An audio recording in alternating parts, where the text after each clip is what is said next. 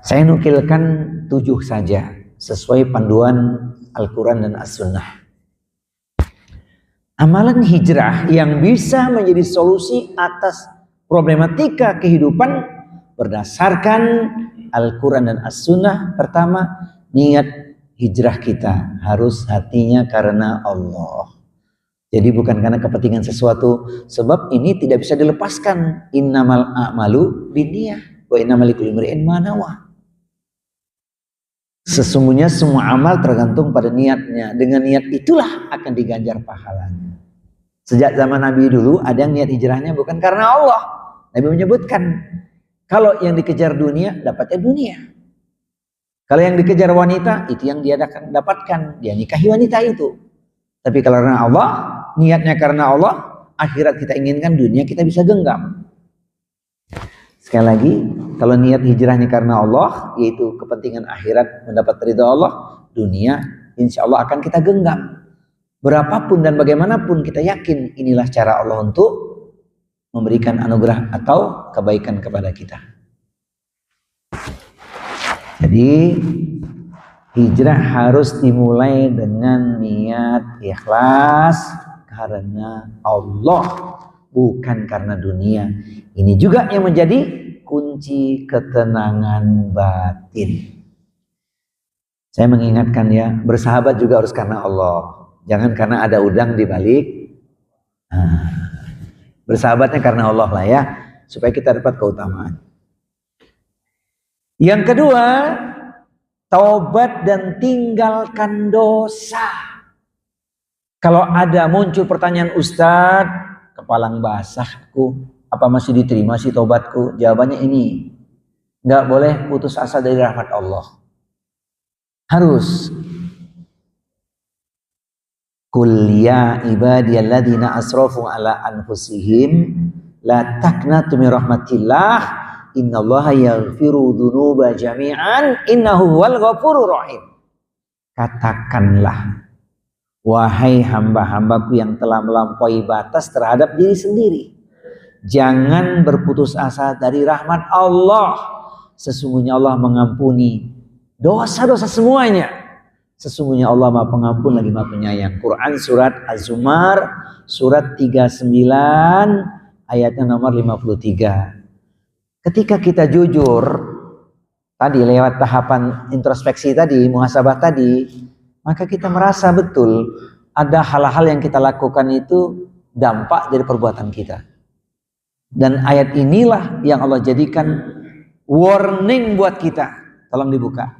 Surat Asy-Syura, surat yang ke-42, ayatnya ada di nomor 30. Quran surat Asy-Syura, surat yang ke-42, ayat nomor 30. Apa kata Allah di ayat ini? Dan musibah apapun yang menimpa kamu adalah karena perbuatan kamu sendiri. Dan Allah memaafkan banyak dari kesalahan-kesalahan. Ma asaba musibatin fa bima kasabat aydikum wa ya'fu an katsir. Coba itu. Berapa banyak musibah? Musibah itu kan hal yang tidak menyenangkan bagi kita kan? Apapun. Karena akibat perbuatan dirimu sendiri. Yaitu dosa yang kita lakukan. Namun Allah berikan penyejuk hati, penentram jiwa buat kita. Apa penyejuk hati, penentram jiwanya? Wa ya'fu an katsir, dan Allah memberikan maaf yang banyak kepadamu. Tuh, Allah sayang kepada kita, masih dikasih maaf kita. Teman-teman sekalian, Bapak Ibu yang saya hormati, saya cintai karena Allah, berapa banyak aib kita ditutupi Allah. Coba kita renungkan, seandainya Allah tidak sayang kepada kita, habis sudah kita, nggak dikasih kesempatan untuk bertobat. Misal kita sedang berbuat dosa langsung dihukum, diikop gitu, wassalam gitu. Alangkah mengerikan. Allah sayang kepada kita, wa ya'fu an katsir.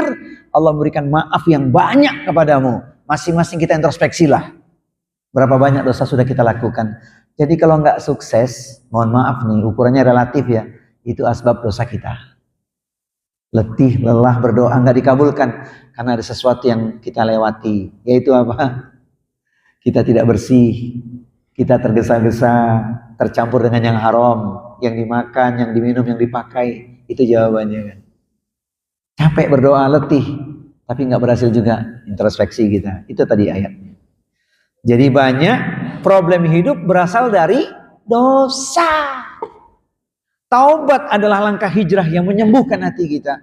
Karena Allah menggaransi, innallaha yuhibbut tawwabina wa yuhibbul mutatahhirin. Itu coba. Jadi ingat-ingat ya, Quran surat Asy-Syura ayat 30 tadi itu. Introspeksi kita.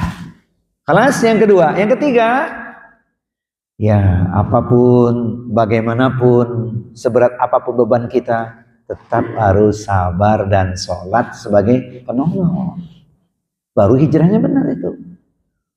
Di Quran surat Al-Baqarah surat yang kedua ayat 45 dan 153 intinya sama. Jadikanlah sabar dan sholat sebagai penolongmu. Innallaha ma'as-sabirin. Saya luaskan sedikit. Dalam kesulitan, sabar dan sholat bukan pelarian, tapi penenang dan jalan keluar. Iya. Nggak sabar bubar. Sabar jadi kuat. Dikasih reward oleh Allah. Innama yuwaffas sabiruna ajrahum bighairi hisab. Hanya orang-orang yang bersabarlah yang diberikan kepadanya pahala yang luas tanpa batas. Quran surat Az-Zumar surat 39 ayat nomor 10. Pegang kuat-kuat. Sore hari ini saya lihat wajah-wajah sabar semuanya. Amin. Apa karena puasa jadi sabar ya? Nanti pulang ke rumah masih sabar nggak? Coba tanya sama istrimu. Wahai istriku, masih tampankah aku? Coba tanya sama istri, kira-kira jawabannya apa nanti?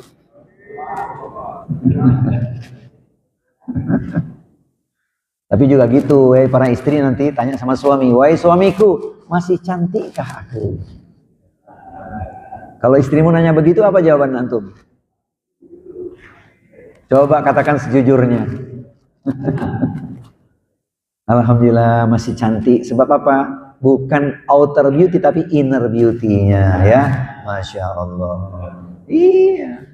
Kan sudah janji sama istri. Menatap awan ke angkasa. Sungguh tinggi tidak terkira. Berumah tangga bukan sekedar cinta. Namun ingin sehidup sesurga. Iyalah gitu kan. Nanti istri antum setelah mendengar kalimat itu dia menjawab tuh, malam yang indah, pagi yang cerah, hati bahagia tak pernah resah, senang dan susah alhamdulillah, uang belanja kurang tidak masalah. Pernah nggak istri antum bilang gitu? Mudah-mudahan ya setelah dengar kajian ini ya, senang nggak kalau istri bilang gitu ya? Malam yang indah, pagi yang cerah, hati bahagia tak pernah resah, senang dan susah alhamdulillah, uang belanja kurang. Ibu-ibu bilang apa bu? Tidak masalah, gitu dong. Alas, jadi urusannya sabar. Lanjut, yang keempat, menjaga pergaulan dan lingkungan. Iya, ini dibawa terus ini karena memang penting. Sohibmu, jalan ke surgamu, temanmu, jalan nerakamu. Iya serius. Hijrah itu kan bersama dengan orang-orang yang soleh ya. Kalau hijrahnya ke tempat yang salah dengan orang yang salah, gimana mau sukses? Kan gitu ya. Maka Allah berikan pesan penting di Quran surat At-Taubah surat 9 119. A'udzu billahi samiil alimi minasyaitonir rajim. Ya ayyuhalladzina amanu taqullaha wa kunu ma'as shadiqin. Wahai orang-orang yang beriman, bertakwalah kepada Allah dan bersamalah dengan orang-orang yang benar. Itu perintah Allah. Iyalah. Teman yang benar yang gimana sih? Ahlul khair.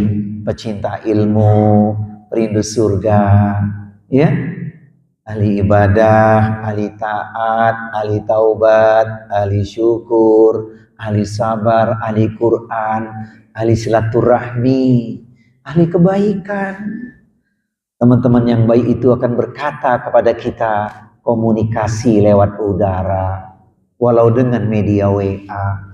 Bersahabatlah lillahi ta'ala agar kelak kita bersama di surga. Tolong ulangi. Komunikasi lewat udara, walau dengan media WA. Bersahabatlah lillahi ta'ala agar kelak kita bersama di surga. Kata siapa? Kata kita semua, jangan kata Ustadz saja. Ini teman-teman yang soleh semua ini, Masya Allah. Ya, kan begitu. Nikmat ya kita ya. Kata Rasulullah, kembali diingatkan kepada kita, riwayat Abu Daud, almar'u ala dini khalilihi falyandur ahadukum man yukhalil. Seseorang itu tergantung agama temannya, maka hendaklah kamu melihat dengan siapa ia berteman. Temannya ahlul khair, ahli masjid, Masya Allah. Salatnya 5 waktu di masjid nih, Masya Allah. Hijrah juga berarti memilih lingkungan yang mendukung kebaikan. Mendukung kebaikan. Yang kelima, agar kita hijrahnya tepat sehingga menjadi jalan untuk kita meraih keberhasilan, terbebas dari belenggu kesulitan atau problematika kehidupan, tentulah menuntut ilmu dan bermajelis. Iyalah, harus. Karena ilmu kan cahaya yang menerangi kehidupan. Ilmu penerang dalam hidup kita. Allah muliakan orang yang berilmu. Yarfa'illahu alladziina aamanu minkum walladziina utul ilma darajat. Quran surat Al-Mujadalah surat 58 ayat 11 itu. Jadi bahagia, tidak cukup punya iman, harus juga punya ilmu. Apalagi hadis ini kalau kita baca ya. Man salaka tariqan yaltamisu fihi ilman sahalallahu bihi tariqan ilal jannah. Barang siapa menempuh jalan untuk mencari ilmu, yaitu ilmu syar'i, Allah mudahkan jalannya ke surga. Ini Pak, pertemanan yang menghasilkan kebahagiaan dunia akhirat, insya Allah. Ilmu mengangkat derajat dan mengubah mindset hidup lebih positif dan terarah. Iya, orang kalau sudah punya ilmu, Pak, menghadapi gelombang seberat apapun dia ingat, oh iya, aku sedang diuji. Allah tidak kasih beban. Fa inna ma'al usri yusra. Maka bersama kesulitan ada kemudahan. Di mana bersama Ustadz sampai sekarang masih sulit. Rumusnya apa? Harus yakin juga dengan perjuangan kita akan datang kemudahan. Ma'a di situ bukan sekedar bersama, tapi sesudah perjuangan kita akan dapat juga itu. Sudah ngerti ilmunya kok, derita yang dialami itu sebagai jalan kita mendapat penghapusan dosa, ya kan?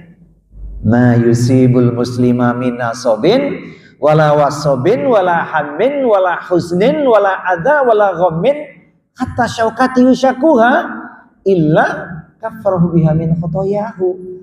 Tidaklah satu musibah yang ditimpakan pada diri setiap muslim, penderitaan, sakit, kesedihan, gangguan, gundah hati, bahkan sekalipun duri yang menusuknya, kecuali menjadi penghapus dari dosa-dosa dan kesalahan-kesalahannya.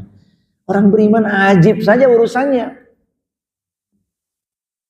Jadi kalau kita diuji dengan yang tidak menyenangkan, oh Allah sedang menyayangi kita, dihapuskan dosa, kan gitu. Bapak Ibu sekalian, sehat dosa bertambah, sakit dosa diampuni, pilih mana? Sehat dosanya bertambah, sakit dosa diampuni, pilih mana?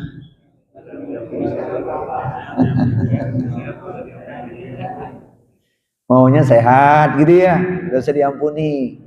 Tapi sehat itu nggak selalu. Pelajarannya apa buat kita ketika sehat? Maksimalkan ibadah kita. Itu jaga ketaatan kita. Sehingga ketika kita sakit tetap dapat pahala. Gitu yang dimaksud. Tidak tiba-tiba orang sakit lantas diampuni dosanya. Prosesnya dia lalui dulu. Taatnya dia jaga. Maka ketika sakit dia tetap dapat pahala. Tidak mungkin dia tidak ingin melakukan ketaatan. Karena sudah jadi amalan dia. Itulah pentingnya kita menjaga kesehatan. Karena ada dua nikmat yang orang sering lupa. Waktu sehat dan luang waktu. Waktu sehat digunakan untuk foya-foya, habis waktu. Waktunya juga tidak dimanfaatkan. Waktu sehat tidak digunakan, waktu punya luang waktu dibuang-buang. Nomor yang ke-6.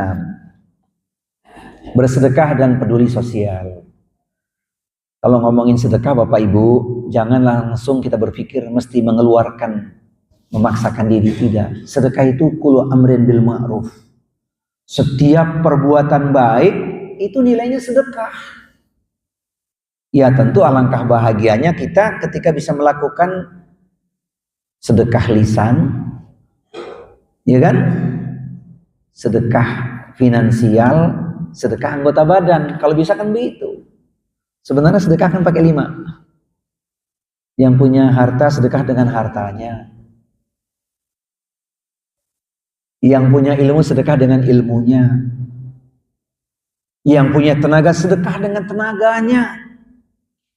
Kemudian yang punya kemudahan sedekah dengan kemudahan, dia berikan pertolongan kepada saudaranya. Yang keempat, yang punya tenaga sedekah dengan tenaganya. Tenaga kita bisa berikan. Apa yang bisa kita bantu untuk saudara kita. Dan yang terakhir, yang kelima, sedekah dengan doanya. Kita rinci ya.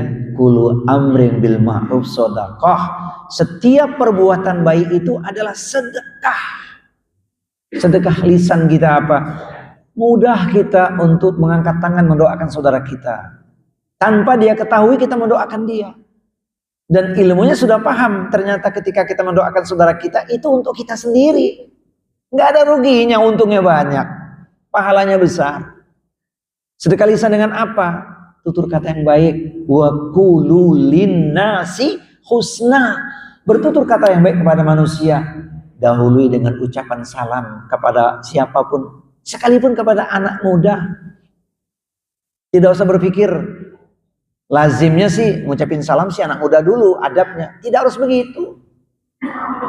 Ambil kebaikan dari diri kita dulu. Bukankah kita sudah ngerti ilmunya? Al jaza min jinsil amal. Balasan tergantung dari perbuatan kita, amal kita. Makin besar perjuangannya, makin tinggi nilainya di sisi Allah Subhanahu wa taala. Jadi nggak ada ruginya memulai dari diri kita itu. Tidak apa-apa anak muda kita ucapkan salam duluan pada dia. Assalamualaikum. Tidak mengapa. Alas, itu dengan lisan, amalan lisan, sedekah lisan. Dengan uluran tangan, ya kita bantu saudara kita selagi kita bisa bantu dengan uluran tangan. Jadi 5 hal tadi ada ruang bagi kita. Kita lihat ayat yang satu ini ya, Quran surat Al-Baqarah surat yang kedua 261. Matsalul ladzina yunfikuna amwalahum fi sabilillahi kamatsali habbatin ambatat sab'a sanabila fi kulli sumbulatin mi'atu habbah wallahu yudha'ifu liman yasha wallahu wasi'un alim. Perumpamaan orang yang mengusahakan hartanya di jalan Allah seperti biji yang membuka tumbuh ramai pada setiap ramai. Ada 100 biji Allah menyatakan harganya bagi siapa yang menghendaki dan Allah mengawal. Iya. Apa yang Allah janjikan? Kalau bicara tentang pahala jelas tuh ayatnya 261. Tapi dampak sosialnya itu feedback kembali ke kita juga. Jadi ketika kita bersedekah, berinfak, itu kembali ke kita juga. Mana ayatnya? Quran surat Saba. Surat yang ke-34 ayat di nomor 39. Itu janji Allah itu. Allah memang meluaskan rezeki, tapi juga menyempitkan bagi sebagian. Tapi Allah menjanjikan tuh. Surat 34 ayatnya 39. Apa janji Allah? Qul inna rabbi yabsutu rizqa liman yasha. Yuk terjemahannya. Tuhanku menyelamatkan rezeki dan membatasi bagi siapa yang menjalankannya. Di antara hamba-hambanya dan apa saja yang menginfakkan, Allah akan membantunya dan Dia memberi rezeki yang baik. Iya. Poinnya ayat itu ya. Wa ma anfaqtum min syai'in fahuwa yuhlifuhu wa huwa khairu razikin. Apapun yang kau infakkan, Allah pasti menggantinya dan dialah Allah sebaik-baik pemberi rizki. Itu dia. Yakin sedekah yang kita keluarkan hari ini akan kembali untuk kita juga. Kalau pahala jangan ditanyalah. Apalagi sekarang kita sedang di bulan haram nih, Masya Allah, bulan suci, pahala berlipat ganda. Hijrah bukan hanya pribadi, tapi memberi dampak sosial.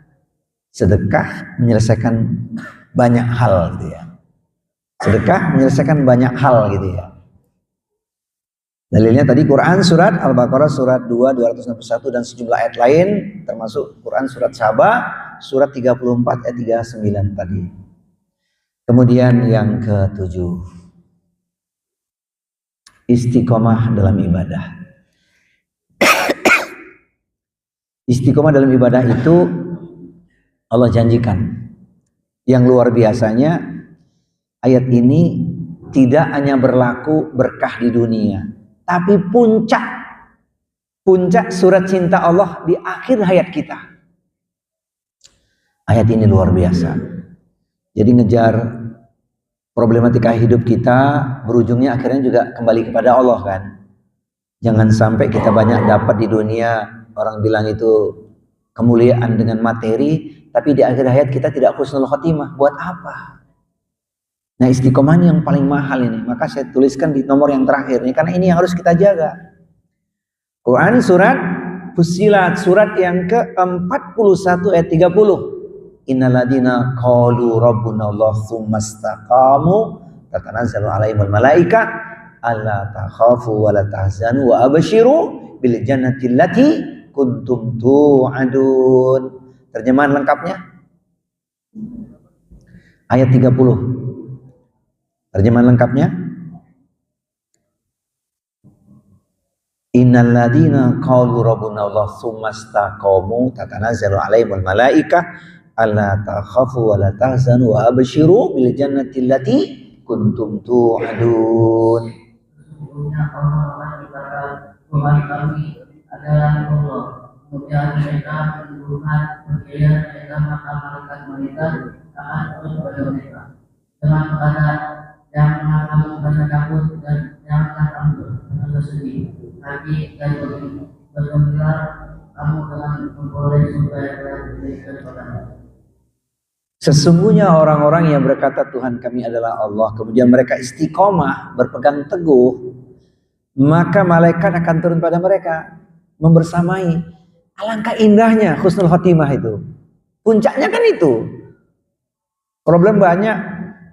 Ujungnya apa? Berpulang juga ke rahmatullah. Tapi kalau ayat ini menjadi milik kita saat disampaikan itu, malaikat membersamai kita, alangkah luar biasanya. Di tafsir dijelaskan saat kematian, Pak, ayat ini. Jadi ketika itu malaikat turun memberikan kabar gembira, jangan takut, jangan sedih. Telah dipersiapkan untukmu surga yang dijanjikan. Itu dia. Jadi apa yang mesti kita lakukan ini? Ibadah yang konsisten, yang kontinu. Sholat kita, zikir kita, puasa kita, dan lain-lainnya kalau dirinci ya semualah. Tapi perlu saya sampaikan ini, jangan berpuas dengan amalan wajib. Amalan wajib kita tuh nggak cukup, terus terang. Jangan berpuas dengan amalan yang wajib. Istiqomah menjaga amalan sunnah itu yang luar biasa. Kalau yang wajib udah jelas, ancamannya berat. Contoh kita ninggalin sholat udah langsung kan? Ninggalin sholat udah otomatis ancamannya berat. Tapi cukup nggak dengan sholat fardu saja? Nggak cukup. Satu aja contohnya urusan sholat kita tinggalkan, langsung kita dapat ancaman. Wala tatrukanna sholatan maktubatan muta'amidan. Fa inna man taraka sholatan maktubatan muta'amidan faqad buri'at minhu dhimmatullah. Jangan kau tinggalkan sholat fardu 5 waktu dengan sengaja. Karena barang siapa yang meninggalkan sholat fardu 5 waktu dengan sengaja, dia tidak akan mendapat jaminan atau perlindungan dari Allah. Hadis sahih riwayat Bukhari. Tapi cukup nggak sholat fardu saja? Nggak cukup sholat fardu kita. Ada yang bertanya, Ustadz, gimana tuh cara mengqadha sholat-sholat kita yang sudah pernah kita tinggalkan sekian lama, sekian banyak? Coba renungkan berapa banyak kita tinggalkan sholat fardu. Pasti nggak ada yang bisa menjawab dengan pasti. Coba bayangkan kalau kita mesti mengqadha setiap sholat kita sholat lagi. Capek, letih, lelah, resah dan gelisah. Ikhlas nggak kira-kira kita? Habis sholat maghrib lagi. Habis isya lagi. Coba bayangin tuh. Jawabannya mudah kan? Nggak mungkin kita bisa melakukan setiap waktu. Bisa ngitungnya berapa banyak kita tinggalkan. Padahal kuncinya apa? Taubat. Dengan taubat Allah rubah kehidupan kita. Dijanjikan apa? Rahmat Allah, berkah banyak dengan asbab bertobat. Dan sudah kita kaji di tema yang lain kan? Salat sunnah kita lah yang bisa kita lakukan untuk menambalnya. Amalan sunnah begitu banyak. Nabi menggaransi dengan hadis qudsi, wa ma yazalu abdi yataqarrabu ilayya bin nawafil hatta uhibbahu. Dan hambaku yang terus-menerus mendekatkan dirinya kepadaku dengan amalan-amalan sunnah, maka aku semakin mencintainya. Apa tidak sejuk di hati kita itu? Nyaman kan? Dulu tidak mengeluarkan zakat, sekarang sudah bangkrut. Kalau dihitung itu sebagai dosa dulu, gimana cara kita bertobatnya? Ya kan? Infak sedekah pintunya. Jadi amalan sunnah itu luar biasa. Ini baru selayang pandang saja. Jadi istiqomahlah kita dengan ketaatan. Karena Allah itu sekali lagi lebih menyukai sedikit amal kita yang berkesinambungan itu. Dibandingkan sekali banyak tapi tidak berkelanjutan. Jamaah sekalian, nah inilah poin-poin kita 7 saja. Sekarang penutupnya ya. Penutup dan motivasi hijrah. Apa sih? Hijrah bukan hanya sejarah. Sejarahnya sudah dilakukan Nabi. Perjuangan yang sangat berat dari Mekah ke Madinah, dikejar-kejar kafir Quraisy. Berat. Sekarang kita nggak usah dikejar-kejar, Pak, karena tidak harus pindah tempat. Esensinya adalah hijrah hati, hijrah dalam ketaatan, tinggalkan kemaksiatan, perbuatan yang merugikan kita tinggalin. Jadi hijrah bukan hanya sejarah, namun jalan hidup. Maka dikatakan orang yang benar hijrahnya adalah siapa?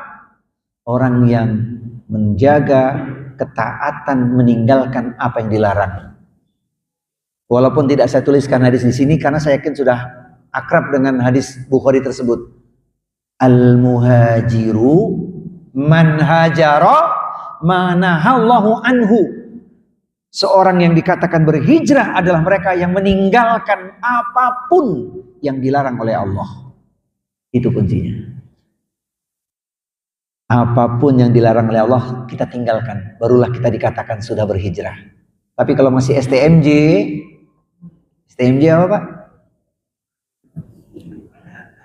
Sholat tekun, maksiat juga, ya belum hijrah itu.